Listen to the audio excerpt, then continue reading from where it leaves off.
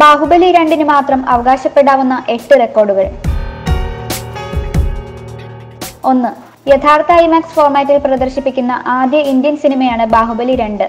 Hollywood സിനിമകളോടൊപ്പം കിടപിടിക്കാൻ തക്കവണ്ണം യഥാർത്ഥ IMAX സ്ക്രീനിൽ പ്രദർശിപ്പിക്കുന്ന ആദ്യ ഇന്ത്യൻ സിനിമ എന്ന റെക്കോർഡ് ഇനി ബാഹുബലി 2 സ്വന്തം.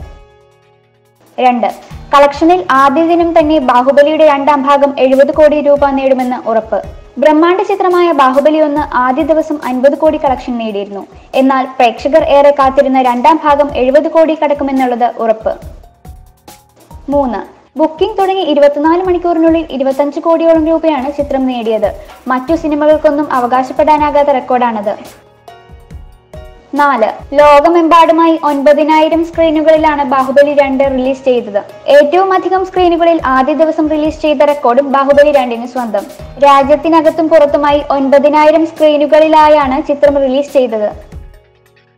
5. രാജ്യത്തിന് പുറത്ത് ഏറ്റവും അധികം സ്ക്രീനുകളിൽ പ്രദർശിപ്പിക്കുന്ന ആദ്യ സിനിമയാണ് ബാഹുബലി 2.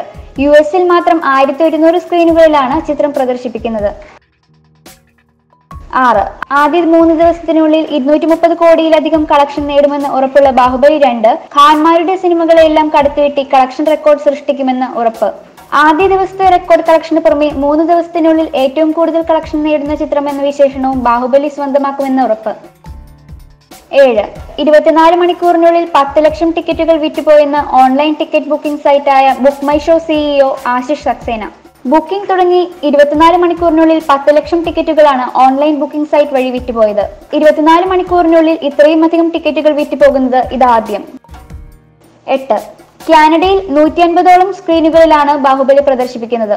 US-ന് പുറമെ കാനഡയിലും 150ഓളം സ്ക്രീനുകളിൽ ചിത്രം പ്രദർശിപ്പിക്കുന്നു എന്ന റെക്കോർഡും ബാഹുബലി 2 തന്നെ. You're watching me on metromatney.com. metromatney.com. Subscribe for more videos. Subscribe for more videos. Subscribe here for more videos. Subscribe now. Thank you.